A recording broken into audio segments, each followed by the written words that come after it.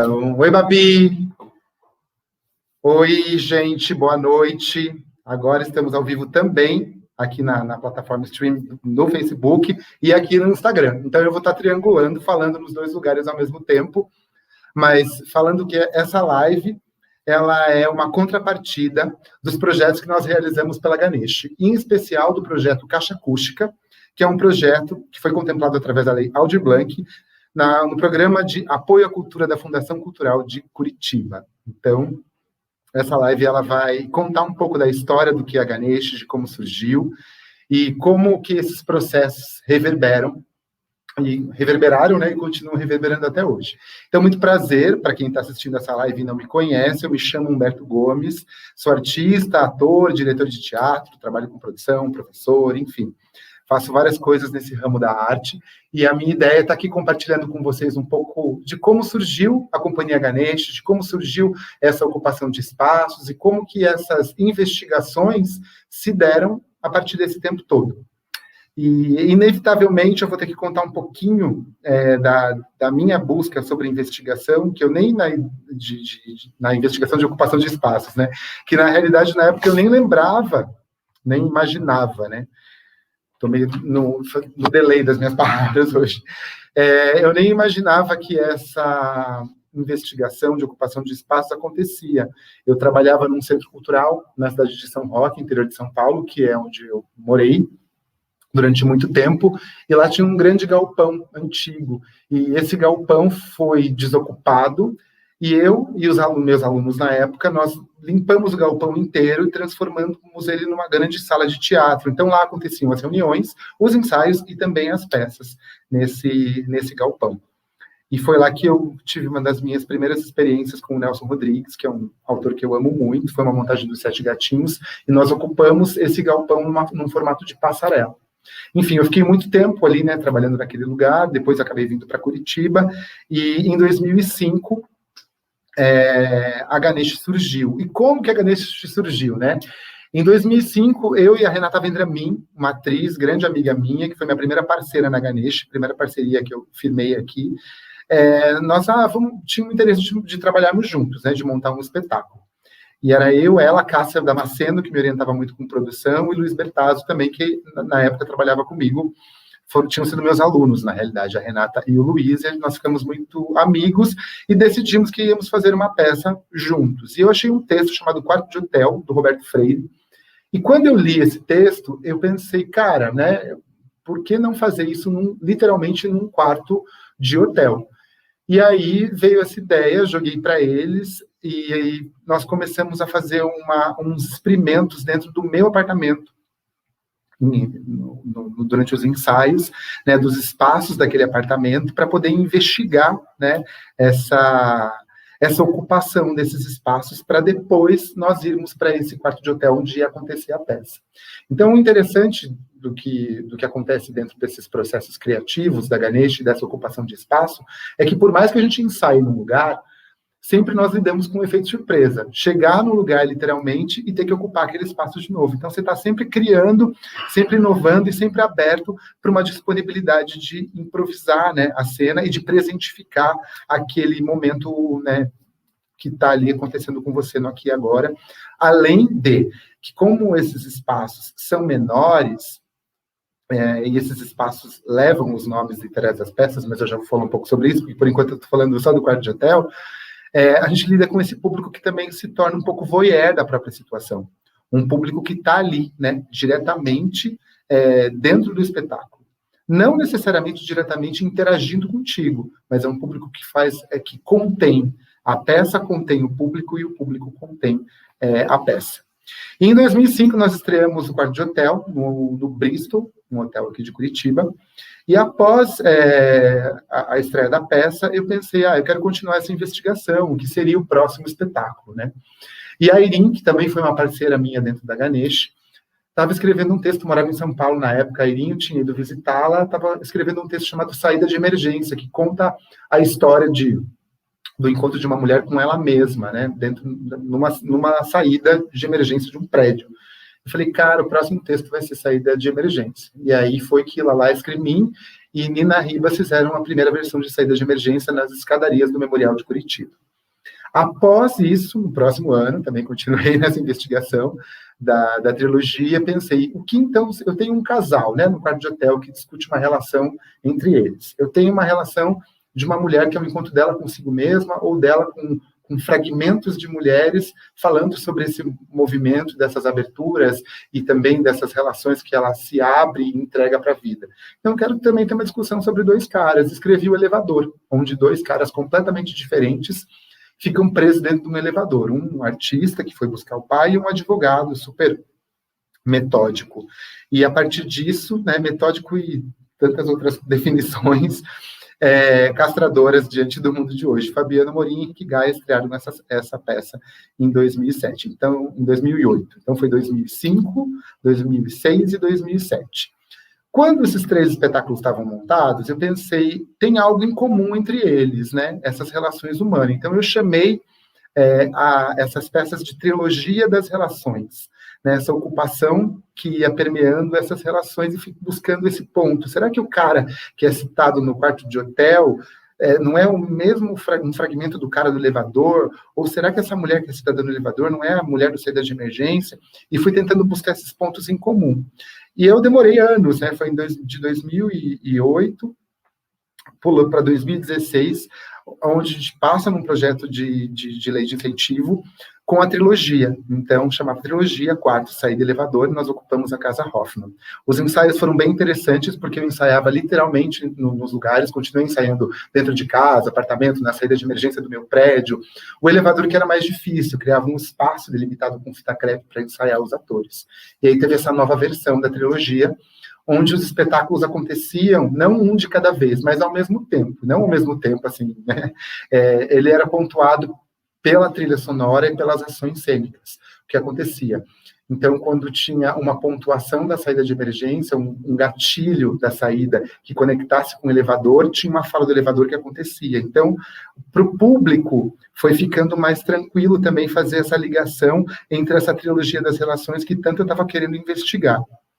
Só que esse processo foi feito em dois momentos, né? Em dois pontos foi dividido. O primeiro foi um estudo individual, né? Ou seja, em duplo, um estudo individual de cada espetáculo, com cada um dos atores. Depois, no segundo momento, foi um estudo coletivo com todos os atores, onde esses recortes foram trabalhados colaborativamente. Que também essa relação dos processos criativos, para mim, me interessa muito essa horizontalidade, onde quem está participando dele possa vir a contribuir, né, como artista, para poder colocar suas impressões. Então, teve muita coisa mexida na dramaturgia pelos atores, pela Janja, pela Mai, pelo Thiago Luz e pelo Thiago Banic, que fizeram a parte dessa segunda versão da trilogia. O único ator, na verdade, que continuou foi o Bertazzo, fazendo o Guarda de Hotel, que dividia daí a cena com a Irene. Então, esse contexto geral, né, a trilogia das relações, ela é o princípio da história da Ganesh. E a partir dela, muitas outras coisas foram acontecendo. Também ocupei o Onca, que era um bar antigo num porão aqui de Curitiba, que é uma peça que falava sobre o encontro de uns amigos.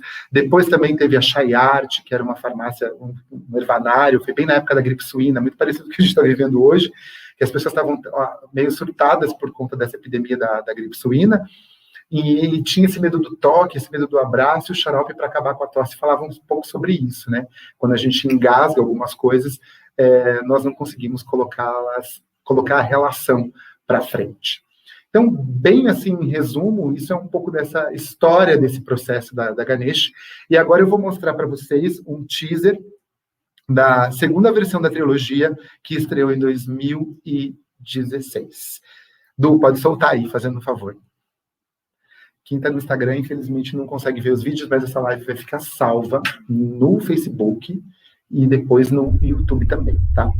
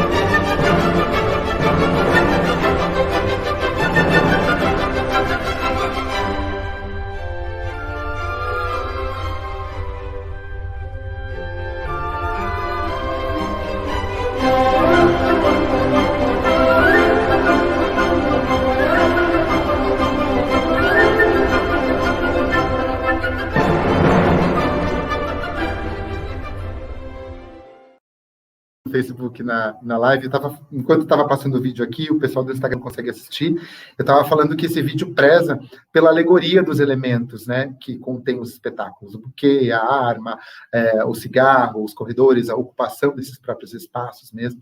Então, a história da Ganesh é uma história de reconstrução de peça, de remontagem. Então, eu acho muito legal, assim, poder ter a oportunidade de revisitar muitos projetos e muitos processos. E, na realidade, o teatro, ele é isso, né? Ele é uma oportunidade de você fazer a mesma arte de uma forma diferente. E também, como eu investigo a própria ocupação de espaço, cada espaço vai trazer para você uma realidade diferente. E essa própria realidade vai te proporcionar novas opções de criação.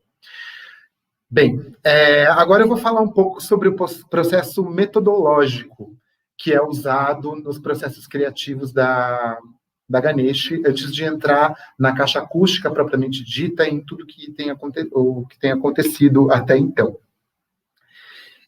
Em 2010, eu vou tentando caçar um pouco os anos, surgiu a ideia da caixa acústica, que depois eu vou desmembrar um pouco mais sobre ela.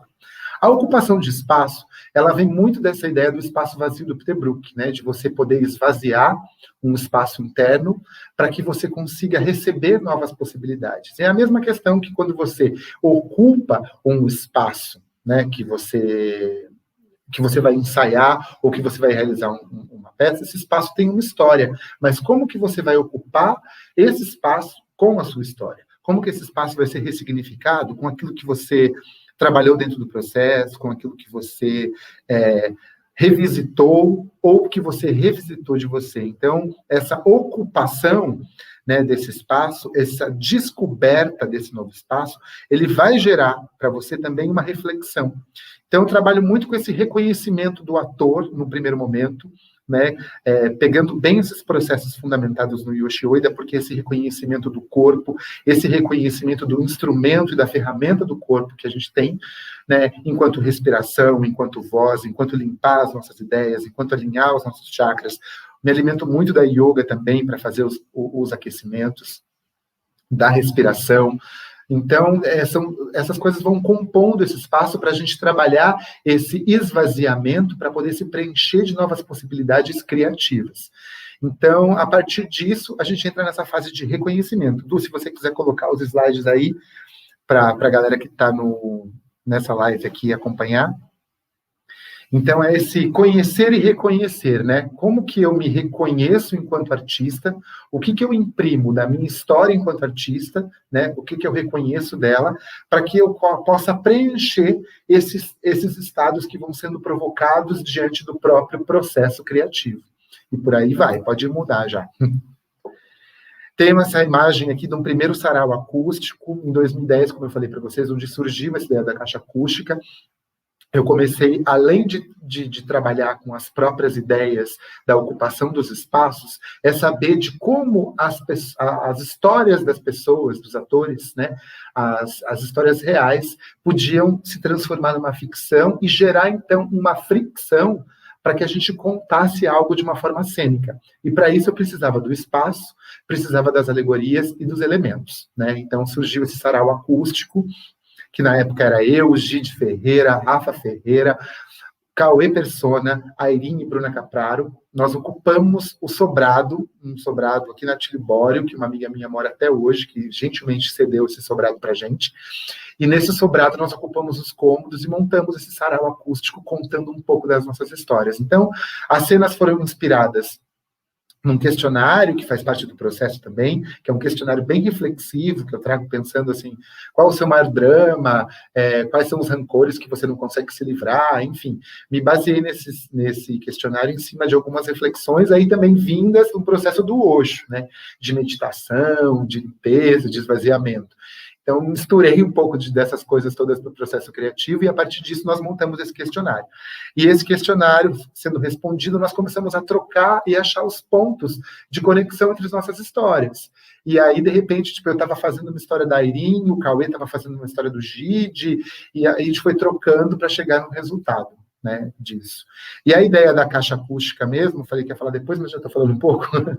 A ideia da caixa acústica é justamente você conseguir entender O quanto essa sua história pode ser transformada e ressignificada. Pode mudar aí o slide. Nesse slide aqui, mostra um pouco do processo da trilogia das relações, que eu falei, o primeiro momento da trilogia, nessa segunda versão, tá? Eu, primeiramente, fui ensaiar com as duplas que compunham os espetáculos. Então, o que aconteceu? Eu fui para a saída de emergência do meu prédio, e essa escadaria foi ocupada, e a partir dessa ocupação dessa escada, eu coloquei a trilha, né, que era a Sinfonia de Beethoven, ela é uma trilha sugerida pelo Quarto de Hotel. No Quarto de Hotel, o anarquista que tem ali, ele fala muito dessa nona sinfonia, a mulher dele, que é materialista, não dá conta desse cara criar a partir de uma música instrumental. Então, vai falando muito sobre isso, de pessoas que não acessam a arte, por isso que às vezes as relações não se casam de alguma forma. Esse era o fundo do Quarto de Hotel. Só que aí, para a trilogia, eu usei essa mesma trilha, pontuando os gestos, os movimentos, para criar ações criativas para os atores. Então, levei, né, ali uma caixa de som, fui com a Mai e com a Janja, e a gente foi passando esse roteiro na escada, só de ações e sensações, para poder chegar no resultado da trilogia. E a mesma coisa eu fiz com o Luiz e com a Eileen, dentro do espaço do estúdio que a gente tinha, né, que um tatame marcava esse quarto de hotel, e uma poltrona, que era o elemento que a gente ia usar. E com os Thiagos, né, o Luz e o Banique, eu também fiz um recorte com os tatames para trabalhar essa energia opressora dentro do próprio elevador, com pessoas tão diferentes que estavam tentando se encontrar e achar um ponto em comum, só que não tinha, né? É a mesma coisa, assim, que a gente vai pensar, não vou dar nomes, mas vocês devem entender do que eu estou falando, você colocar duas pessoas com conflitos políticos diferentes presas, né, dentro de um elevador durante 1 hora, e elas resolvem discutir exatamente sobre isso. Ponto. Então, isso daria um grande caldo. Então, o conflito do elevador, ele fala um pouco sobre essa história. Podemos passar. Aqui tem uma imagem da trilogia, como ficou o resultado final, né? A ocupação da escada, o espaço que era da poltrona e ali do elevador. Essa peça foi a peça com maior distanciamento de público. Ela tinha uma ocupação de um espaço aberto, de uma forma diferente, mas ele tinha também um molde de palco italiano, que é uma coisa que, assim, eu acho legal, mas é o que eu menos faço ao longo dos tempos, nesses processos criativos, tá? Pode mudar, por favor. Agora, a gente entra no processo literal de como funciona a metodologia dos ensaios, de como funciona a metodologia do próprio processo em si, independente de que peça fosse. Aqui eu fiz esse comentário porque, já que eu trouxe a trilogia como princípio de história da Ganesh, e trouxe um pouco também da caixa acústica, que é o objetivo principal dessa live, por processo comentado, e por ser o projeto contemplado pela Lei Aldir Blanc, pela Fundação Cultural de Curitiba. Então, eu estou trazendo um pouco dessas ideias para a gente chegar no resultado final. Bom, a primeira parte, que como eu já falei para vocês, mas vou repetir, é chamada reconhecimento. Esses mapas mentais, que não são mapas mentais, né, são mapas criativos, eu organizei o processo a partir desses mapas criativos num contato muito rico que eu tive com a professora Rosimeire Rocha, quando eu fiz uma disciplina isolada do mestrado, na FAP, em 2019. Então, ela me ajudou a organizar muitas ideias, e aí eu entendi, a partir desses mapas criativos, como as coisas poderiam funcionar, né? Não que elas não tivessem uma organização na minha ideia, num cronograma, mas esses mapas, eles definem melhor como fica cada uma dessas situações, né? Cada uma das etapas desse processo criativo. Então, o reconhecimento de identidade. O reconhecimento de identidade, ele vai trazer justamente o quê? As referências e as experiências de cada um dos artistas envolvidos. E não é dos atores, artistas envolvidos, eu falo os artistas envolvidos todos, equipe de criação, né? Esse debate, esse encontro, essa troca entre equipe, sempre é muito rica, para a pessoa simplesmente não chegar lá e ter que fazer um figurino, um cenário, sem saber do que está acontecendo. Então, indiretamente, em algum momento, ela vai participar e vai saber o que tá acontecendo sobre esse reconhecimento e sobre essa experiência, para que eu também viva essa experiência dessa pessoa, para entender como que tudo isso vai chegar no resultado final. A partir dessa questão, desse reconhecimento, né, dessa referência, dessa experiência, a gente transforma isso em depoimentos, né? E esses depoimentos dos atores, que eu falei da ficção e da fricção, né? Da realidade e da ficção que gera uma fricção, eu vou criando esses depoimentos baseados e inspirados nessas histórias. Vou criando não, quem vai criando são eles, né? Eu também junto, porque às vezes eu também estou envolvido no processo de alguma forma. E a gente vai criando essa teia criativa para fazer esses elos, né? Esses pontos de ligação. Para isso, transformar num estudo de cena. E essas cenas são apresentadas, todo mundo comenta, e a gente vai potencializando e provocando um ao outro para chegar num resultado específico de cena. Pode mudar, querido, por favor. Estou com o Du aqui, Du Alves, que fez a produção executiva desses projetos agora com a gente, e está me auxiliando aqui também na live, está aqui no Instagram também, o Du está em todos os lugares.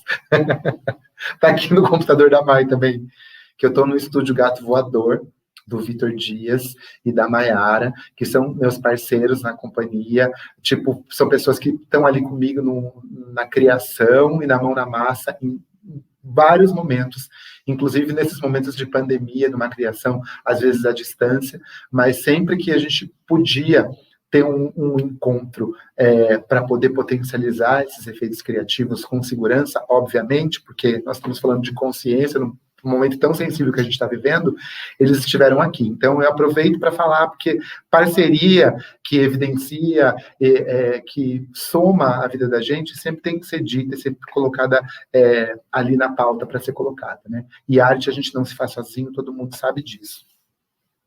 Bom, aqui a gente tem umas imagens dos processos criativos.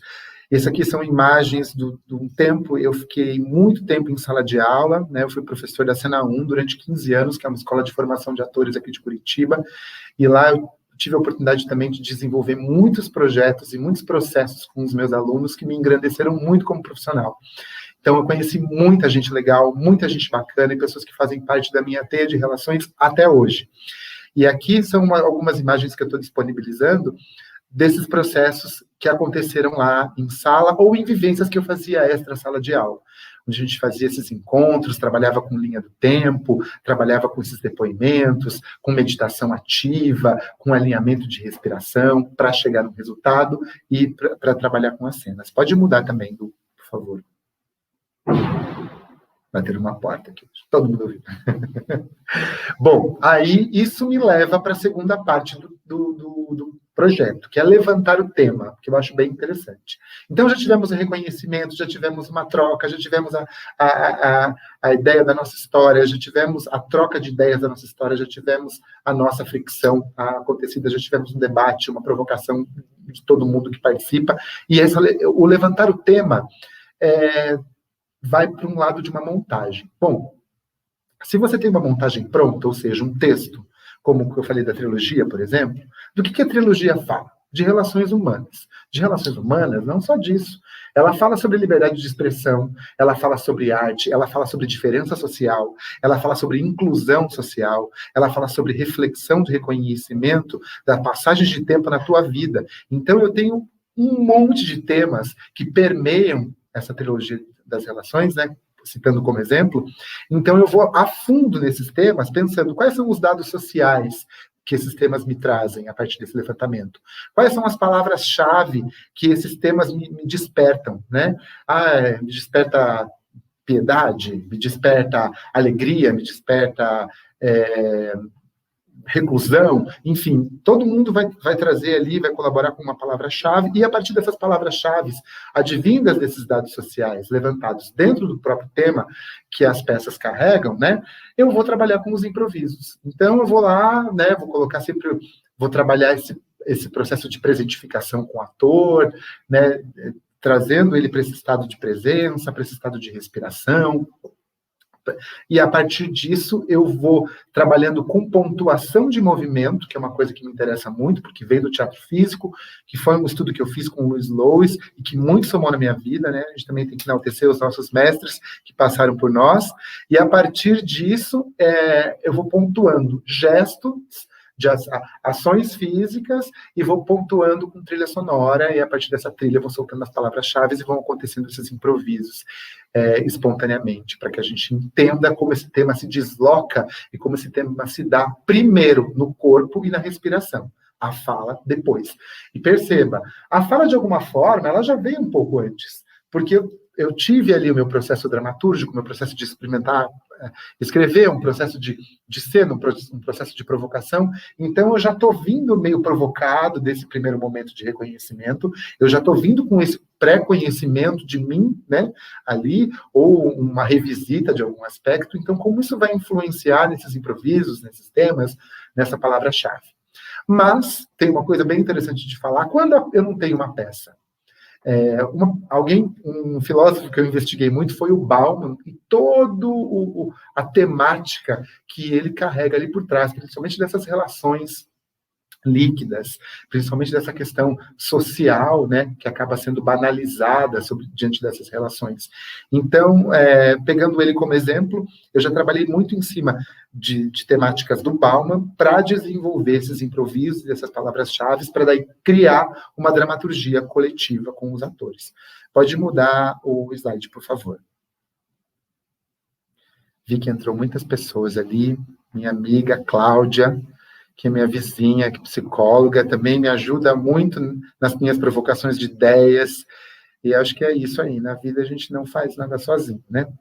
Eu acredito muito isso nos processos criativos, não é só a arte em si e aquele processo da sala, mas é o entorno, né? Como que o entorno vai te provocando e como que o entorno vai fazendo com que você vá se tornando alguém novo, né? Por conta daquilo que você ouve, daquilo que você fala e do encontro da sua escuta com a tua fala. Aqui tem umas imagens também de ensaios em sala de aula. Ali são corpos experimentando as construções advindas desses temas. Aqui era um tema, a gente estava trabalhando com a temática da precariedade de uma vila de pescadores, e a outra era uma peça infantil chamada Quiatumbá, que estava trabalhando, eram princesas que se transformavam em animais, então a gente estava experimentando como que esse corpo humano ia se transformando em animais. Valeu, William, obrigado, meu querido, sucesso para nós. O William é meu aluno no núcleo da Caixa, núcleo de advogados que se juntaram para fazer arte. Isso também é muito legal, para somar ao trabalho deles de alguma forma, ali os benefícios e as ferramentas que o teatro e a arte podem proporcionar. Um beijo para eles, inclusive, para os meus alunos, que eu sei que tem alguns espalhados nessas lives por aqui. Pode mudar de slide, por favor, querido. E aí, vamos para a terceira parte. Falei, pode mudar de slide, vamos falar de imagens. Imagem é uma coisa que me instiga muito também. Como que eu faço essa construção dessas imagens? E aí, ela entra no meu projeto lindamente, que é a Pina Bausch. Eu sempre uso as imagens da Pina Bausch, né, trechos dos seus balés, das suas danças, para provocar os atores, para que o que aquela imagem pode conversar com aquilo que você tem criado até então. Então, assim, às vezes eu provoco os atores, levando as imagens e falo, então, assim, a gente vai trabalhar aquela palavra-chave daquele dia, baseada nessa imagem e com essa trilha. E aí também abro para assim, agora vocês vão trazer imagens de vocês, que provoquem a própria situação da cena, com uma trilha. E eu vou trocando. Normalmente, no processo, a pessoa não começa fazendo a sua imagem. Ele provoca um outro, para que ele veja no outro a construção da sua imagem e da sua ideia, e a reverberação da sua trilha, para que aquilo provoque o corpo dele de uma forma, possa vir a somar de alguma maneira diferente. Então, eu trabalho com essa construção de imagem a partir disso. E aí eu trabalho com essas imagens-chave, que eu chamo, né, assim como tiveram as palavras-chave. as imagens chaves, que são essas imagens da Pina Bausch, o movimento espontâneo que vai criando ali, a partir dessa movimentação dentro da sala e nessa ocupação do espaço, e a ocupação do espaço e tudo que ele oferece. Às vezes eu estou num espaço vazio, né? Mas às vezes eu estou num espaço que já é preenchido e onde vai ser ocupado pelo espetáculo, pela peça. Então eu já aproveito para que as pessoas trabalhem a partir do improviso essa ocupação. E aí entra uma última parte, que é a geometria das relações, que é uma prática que eu desenvolvi a partir de uma peça, que eu trabalhava com vários conflitos de atores, e a gente estava meio truncado para como resolver esses conflitos. Como que, nossa, a gente tem um triângulo aqui, e foi partir bem disso mesmo, da figura geométrica. Onde tem, aqui eu tenho um triângulo, né, mas aqui eu tenho um quarteto de pessoas, parece que será que uma está excluída? Essa peça se chamava Entre Tantas Coisas, né, e conta o reencontro de uns amigos na crise dos 30 anos, é um dos espetáculos que eu mais gostei de dirigir na vida, um musical pop, que esse que foi no porão do Wonka. Foi uma peça que marcou demais, porque eu também estava passando por uma crise maravilhosa, diante de várias questões dos 30 anos, e falei, bom, vamos transformar em dramaturgia. Levei isso como provocação de tema para esse processo, e a peça aconteceu, e foi muito legal. Criamos juntos. E daí, voltando, né, à trilogia das relações, eu coloquei um triângulo no chão, né, desenhei com fita crepe um triângulo. Acho que pode passar para a próxima imagem, que fica mais legal de ver. Acho que aqui aqui é uma imagem da Pina Bausch, das construções dos alunos, e essa aqui foi um processo contemporâneo. Aqui também, os processos corporais. Pode mudar, por favor. Aqui, chegamos na geometria das relações. Isso aqui foi também uma peça de alunos chamada Open House, que eu amei dirigir, processo de teatro contemporâneo. E aí ele mostra bem essa definição, né, dos desenhos no chão, dessa geometria, e a partir disso, cada um ficava num vértice dessa geometria e tinha que se relacionar a partir do desenho que estava ali colocado nessa fita crepe, né? Como vou explicar isso? Então, tipo, vamos supor que tem um triângulo. Olha o holograma aqui, então. Vamos pensar que tem um triângulo. Então, tipo, a pessoa tem uma ponta no triângulo, uma numa outra ponta e outra numa outra ponta aqui. Então, assim, se eu me desloco para cá, nessa ponta do triângulo, quem está aqui pode se deslocar para cá, e eu fico acuado. Então, eu estou entre uma pessoa e outra. Só que eu não posso cruzar a figura geométrica que está desenhada no chão. Eu tenho que me limitar ao desenho que vai se formando pelo movimento das pessoas dentro dessa figura geométrica. E aí eu vou criando relações a partir das relações que a peça me provoca. E muitas coisas que às vezes não aparecem na peça alimentam o ator como ações presentificadas. Então, aqui eu tenho um desenho de uma cena que nasceu a partir da geometria das relações e virou a primeira cena do espetáculo a partir desses movimentos espontâneos. Então, dei o exemplo do triângulo, mas já fiz triângulo, retângulo, às vezes eu cruzo um X no meio, de acordo com o número de atores, né, que tem dentro do processo, e de acordo também com o que eu quero provocar diante da situação. Então, eu estou falando, assim, logicamente, a grosso modo, como funciona o processo, mas claro que ele é super flexível e maleável, assim como é uma ocupação de espaço, assim como é quando a gente se esvazia para se preencher de um processo novo. E esse é o fundamento principal disso tudo. Beleza? Pode mudar para o próximo, querido. Aqui também tem, aqui é um remake, eu adoro remakes, mas remakes com novas texturas. Aqui foi uma outra montagem dos Sete Gatinhos que eu fiz, dentro da trilogia, da geometria das relações. Eu construí essas imagens, essas texturas desses movimentos corporais das personagens, e a partir disso nasceu essa semi-arena no palco, onde os personagens eram dispostos. E esses movimentos foram desenhados e descobertos dentro da geometria das relações. Beleza?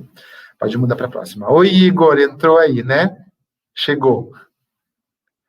Aqui também outra imagem da geometria de relações, que foi Depois de Tudo Aquilo, que também é uma peça que eu gosto muito, que conta o reencontro desses amigos da crise dos 30, só que na crise dos 40, daí já com outros conflitos. E aí eles já estão mais maduros para para lidar com determinadas coisas, ou não. Enfim, aí a gente tem aqui o estudo na sala, e a partir desses estudos também foram feitas as relações dentro desse bar, só que desse bar foi montado no palco. Pode mudar. Eu não sei, eu acho que esse é o último slide, né, Eduardo? Eu acredito que sim. Bom, então, essa é a relação desses 3 momentos do processo criativo, né, que é o reconhecimento de identidade, levantamento do tema e a construção de imagem a partir da geometria de relações, e fora todas as outras coisas que eu fui contando para vocês ao longo do tempo, que são esses questionários, essas reflexões, esse preenchimento, essa história, essa ficção, essa realidade, essa fricção, e como todas essas coisas vão casando para chegar num resultado. Agora, eu vou falar da caixa acústica propriamente dita. Mas antes de falar da caixa acústica, eu vou mostrar o teaser da caixa acústica dessa edição. Também vou explicar por que desta edição. Para quem não viu, o que está aqui no Instagram, pode botar aí já, que aí, enquanto isso eu vou conversando com as pessoas do...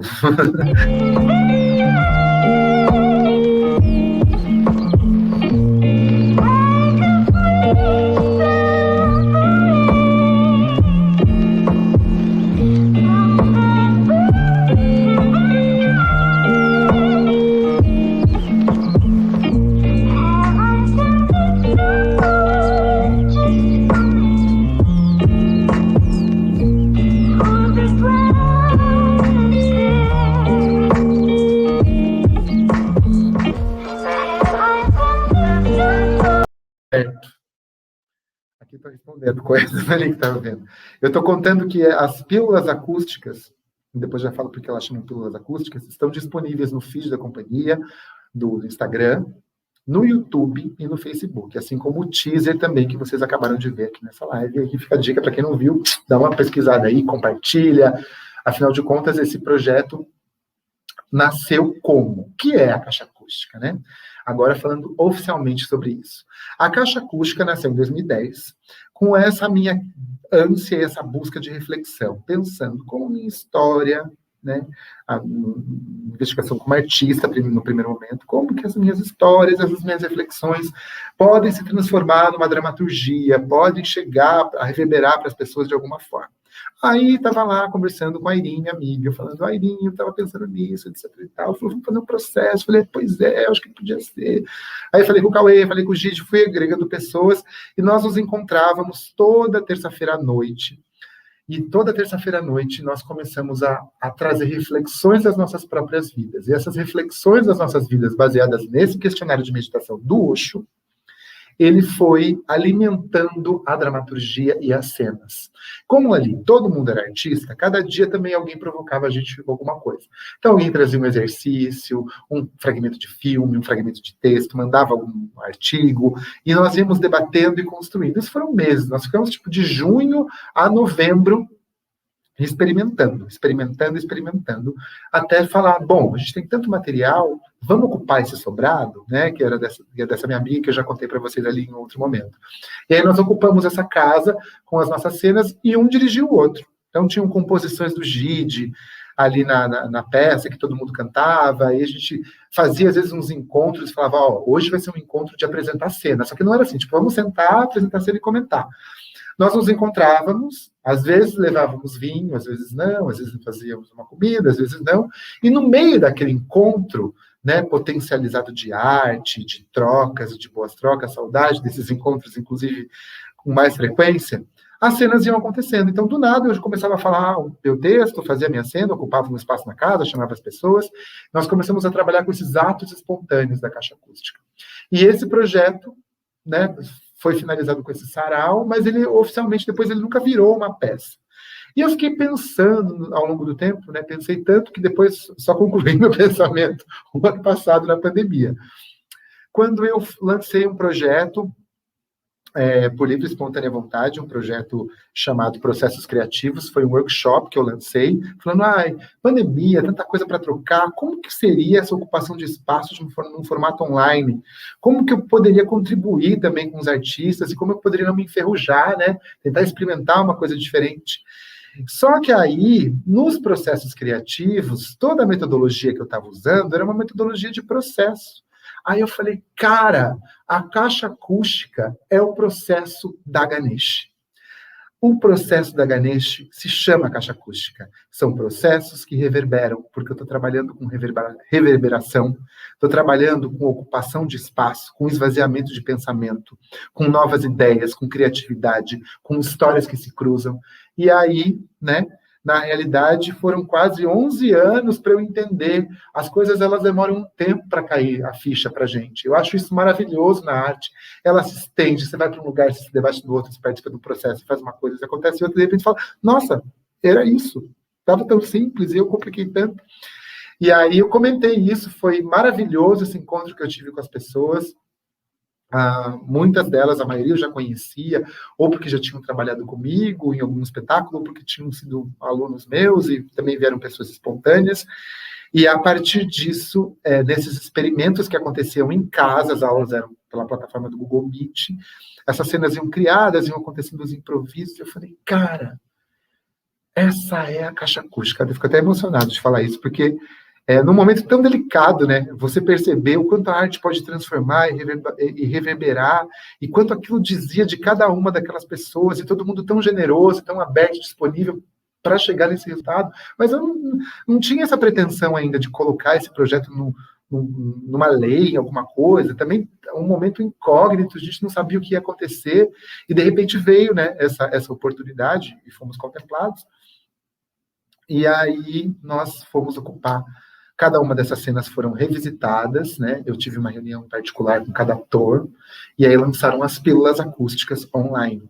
E essas pílulas acústicas online, elas foram frutos dessa ideia, da provocação feita nesse workshop, a criação de cada um dos atores, daí uma coordenação, né, desse projeto, uma orientação, digamos assim, diante do que eu fui falando do que funcionava, como que a gente poderia ocupar esses espaços, revisitar essa dramaturgia, secar o texto ali, dilatar a ação, para, no último momento, a gente fazer a ocupação dos espaços nas casas. E o resultado, né, o último resultado saiu hoje, foi a cena da Babi. Então, temos, nesse processo de caixa acústica, Letícia Gardas, Adriano Carvalhais, Felipe Tomé, Sandy Keller, Mayara Nassar, Vitor Dias e Babi Ferreira. São 7 pessoas que foram provocadas, né, nesse processo. Cada um trouxe a sua ideia, né, e trouxe a sua cena. Tanto que os hashtags das cenas levam os nomes trazidos pelos atores. E nós, a equipe de audiovisual da TB Filmes, foi comigo em cada um dos lugares para que a gente pudesse organizar essa finalização das cenas, e aí tem a caixa acústica. Então aguardem, porque quem sabe não sai aí uma próxima edição de caixa acústica, porque já que caixa acústica fala sobre processos, né, de reverberação, ela está aberta para sair várias pílulas de caixa acústica por aí afora, né? Então, qual será que vai ser a próxima reverberação? Não sei. Estamos abertos e seguimos confiantes para que alguma coisa bem legal aconteça. Bom, tudo isso também, né, eu chego nesse resultado, nesse insight com a caixa acústica dessa forma, porque eu fiquei muito tempo afastado da arte como ator. Eu fiquei muito nos bastidores, ali, dando aula, produzindo, escrevendo, dirigindo, né, trabalhando com várias coisas diferentes, com de tudo, né, escola, no momento pedagógico, um momento também criativo, artístico, enfim. E em 2018, eu senti uma grande necessidade de me experimentar como ator, de novo. Mas eu não sabia como que eu ia fazer isso, né? E aí eu estava fazendo dança contemporânea na época, e os próprios movimentos da dança me trouxeram uma reverberação para essa construção, né, desse corpo que vai ocupando espaço, dessa música que te provoca alguma coisa, e eu, como tinha essa liberdade de expressão nessa dança contemporânea, eu revisitei muitas trilhas sonoras que eu gostava muito e nunca tinha experimentado dançar, e aí eu me deparo com alguém que eu admiro muito, que é o David Bowie, que é um artista que eu admiro muito porque ele é multifacetado, porque ele tem ideologias incríveis, e a partir desse meu encontro com o ídolo, eu falo, como seria? Porque eu nunca fui num show do David Bowie. como seria esse meu encontro com o David Bowie? Falei, acho que eu vou fazer um solo. Aí comecei a anotar minhas ideias, anotar uma ideia, e aí veio o Solamente, que eu acho que muita gente já ouviu falar, que era uma peça que eu fazia no AP da 13 também, do Amanda Max, grandes parceiros meus, grandes parceiros da companhia, pessoas queridas que sempre me receberam muito, muito bem. Já fiz várias coisas lá, inclusive comecei a fazer dança contemporânea lá no AP, e por isso também veio essa vontade de ocupar aquele espaço. E eu comecei a escrever, mas eu falei, gente, não tem nada a ver isso, acho que eu não vou fazer, não. Só que quando eu juntei todas aquelas ideias, eu organizei a dramaturgia, que era um monte de reflexão, tipo essas reverberações dramatúrgicas, como eu falei para vocês. E eu falei, cara, como que eu vou dar conta de falar tudo isso, né? Eu ia estrear a peça em agosto. Daí eu mudei para setembro e daí eu mudei para novembro. Porque eu precisava entender. Então eu comecei primeiro a esvaziar o que eu, como ator, precisava esvaziar como artista e preencher de um novo caminho. Comecei a reinvestigar e revisitar as minhas ânsias, as minhas frustrações, os meus desejos, os meus ídolos, né? Enfim. E aceitar também essa questão.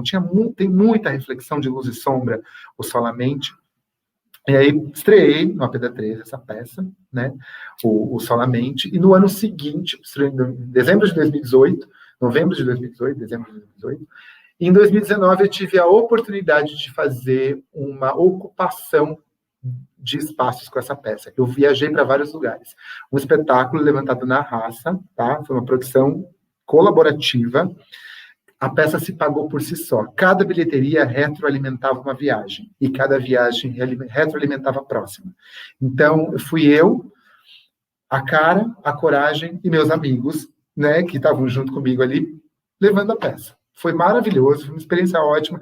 Fui para São Roque, que é a minha cidade, tive a oportunidade de ocupar uma casa que eu frequentava na minha infância, de uma senhora que era amiga da minha mãe e da minha avó, a Casa Rosa Manjericão, que é uma casa de artes lá. Apresentar para os meus amigos uma peça que falava sobre essas reflexões de revisita foi fortíssimo. Aí fui para Pelotas, que é a cidade da Mabel, que era a produtora da peça na época. Fui para Santa Catarina, onde a Mabel também tem uma comunidade, né, uma casa lá, e a gente foi apresentar. Aí fiz para onde mais? Fui para Pinhais, no festival, a gente ganhou prêmio no Festival de Pinhais com a peça, e fizemos uma ocupação pelo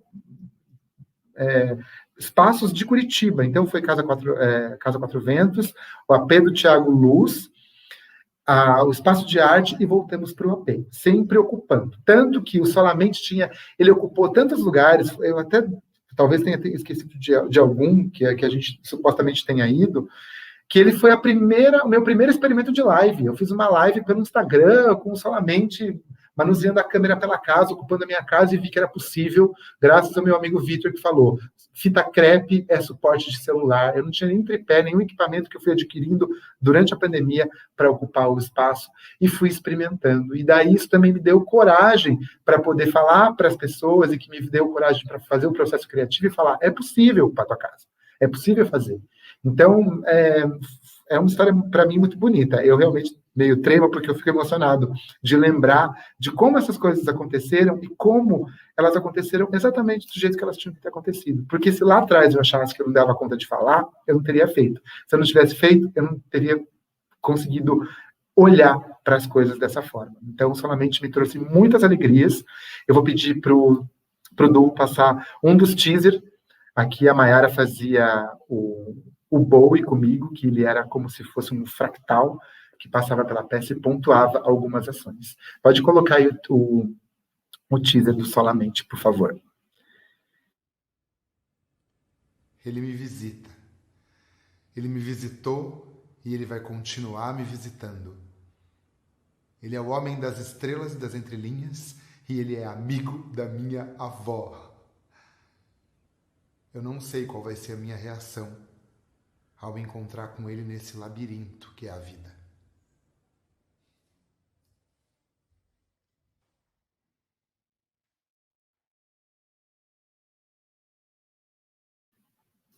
Maravilha. Esse teaser também foi espontâneo. A gente tinha um teaser oficial no começo, né? O Bruno Cadore foi o primeiro Bowie, Depois ele revezava com a Mai, na verdade. Depois a Mai se tornou o Bowie oficial nessa ocupação de espaços, e nós reensaiamos a peça. Então, nesse segundo momento de viagens, de revisita, a dramaturgia também mudou. Vieram novas reflexões, vieram provocações da Cris Bettina, vieram provocações da Janja, e isso foi só somando e encorpando mais o espetáculo. Então, tenho muito carinho, muita gratidão por esse processo. E esse teaser e todos os outros foram pequenas ideias de fragmentos da peça que um dia eu falei, Vitor, eu tive uma ideia. Estava aqui na casa do Vitor, a gente estava num processo de caixa acústica com a companhia, estudando, fazendo alguns experimentos, a Mai me maquiou e a gente gravou. Então foi meio que assim, né?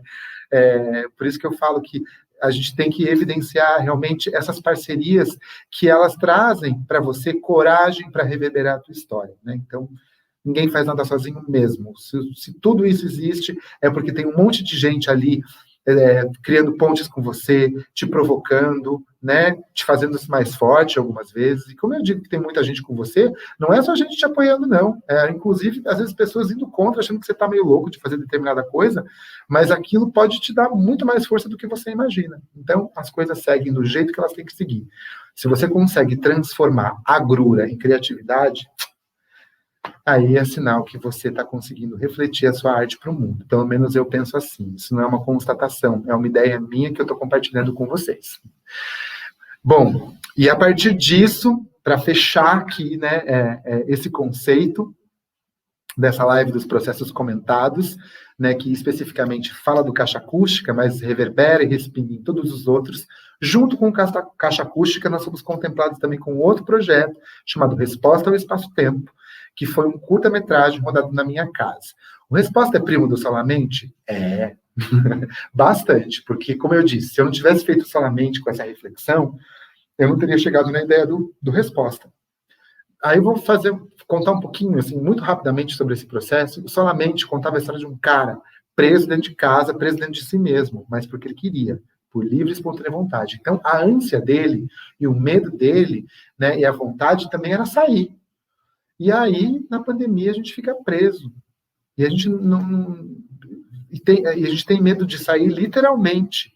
Só que vem milhares de outras reflexões. Então, Resposta ao Espaço-Tempo fala sobre esse. E se você pudesse encontrar com você de uma outra forma, daquilo que você quer se transformar, como a sua sombra pode ser lapidada? Como a sua sombra pode se transformar num mestre? Como diz minha querida amiga Maju Kanzi, que é astróloga também, que tem reflexões incríveis. Como que a sombra pode ser seu mestre? E a partir dessas reflexões, eu fui reverberando essas questões, participei de uma experiência online chamada Amor de Quarentena, que era uma peça pelo WhatsApp, você recebia mensagens, fotos, imagens sendo provocado, e eu comecei a responder essas mensagens. E a partir as respostas dessas mensagens, junto com essas reflexões, né, associadas a essas reflexões de luz e sombra, tudo isso que eu falei para vocês, se transformaram no Resposta ao Espaço-Tempo. E aí eu vou colocar mais uma vez aqui o trailer, que algumas pessoas já devem conhecer, mas para quem não viu, Resposta ao Espaço-Tempo, pode botar aí, Du. O que irá me acontecer? O meu destino será como Deus quiser. Como será? E fui andando sem pensar em voltar. Essa vida passageira. Eu sou eu, você.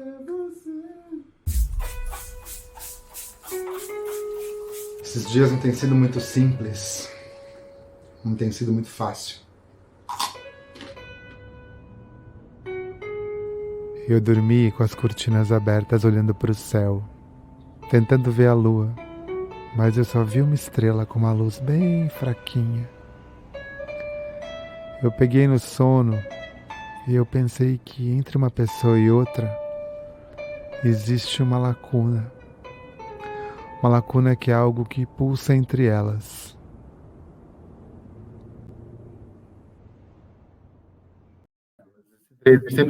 O trailer foi feito de cenas que foram cortadas do filme, infelizmente, mas por uma questão de tempo, uma questão de escolha, porque a escolha, às vezes, é pelo material geral, não pela arte que a gente quer fazer, mas a gente tem que pensar no filme como um todo, o que ele quer comunicar e aonde ele quer chegar.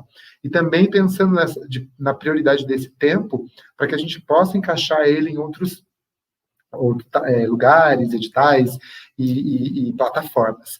Mas aí foi que eu falei para os meninos, né? Falei, gente, vamos usar essas cenas como trailer, elas são cenas tão legais, e aí nasceu essa ideia do Resposta. E que também é um projeto que foi muito legal, nós tivemos um grande número de visualizações, uma repercussão muito legal, foi gravado na minha casa, né? Então, ver minha casa ser reocupada, porque aquele personagem sou eu como persona, mas não sou eu, é o que é aquilo, e ver a sua casa ressignificada, né, com uma direção de arte, inclusive, e ver todas as suas memórias serem colocadas para fora, escancaradas, e você tem que lidar com isso de um outro jeito, numa construção artística, foi uma experiência assim que eu vou levar para a vida mesmo, né, como todas essas experiências que nós estamos tendo. E vai ter uma outra exibição? Possivelmente vai ter alguma outra exibição e só ficar de olho aí. Bom, gente, falei bastante aí, quase 1 hora de live. E se alguém quiser comentar alguma coisa, se alguém quiser perguntar alguma coisa, ficou com alguma dúvida ou ficou com alguma curiosidade relacionada aos processos, eu vou abrir esse tempo aqui, rapidamente, se eu ver que ninguém fala, eu vou encerrar. Mas lembrando que esse é um processo comentado como contrapartida do projeto Caixa Acústica, tá? Que foi um projeto contemplado pela Lei Aldir Blanc através do Programa de Apoio à Cultura da Fundação Cultural de Curitiba. Então, vamos ressaltar a importância de colocar a arte reverberada no mundo. Essa live vai ficar salva, tanto aqui no feed do Instagram, quanto no Facebook, quanto no YouTube, ele fala todas as redes, né? Não estou sendo patrocinado para isso. E aí, se você quiser, né, compartilhar, investigar, pesquisar, enfim, fique à vontade. Isso vai ser de grande valia para nós, né, nesse momento. Bom, como ninguém falou nada até agora, então vou encerrar a live nesse momento. Agradeço demais a participação de todos vocês, tanto aqui no Instagram, quanto no Facebook. E lembrando que a Ganesh se interessa em pontes e reverberações. Estamos abertos para as grandes trocas. Então, sejam todos muito bem-vindos. É muito legal. Isso tudo, agradecer toda a equipe, não vou falar nome porque é muita gente, né? Toda a equipe que participou desses projetos, de A a Z, em amplos sentidos. E é isso aí, galera. Muito grato. Um beijo para vocês e boa noite. Vamos encerrar aqui, Du? Pode ser?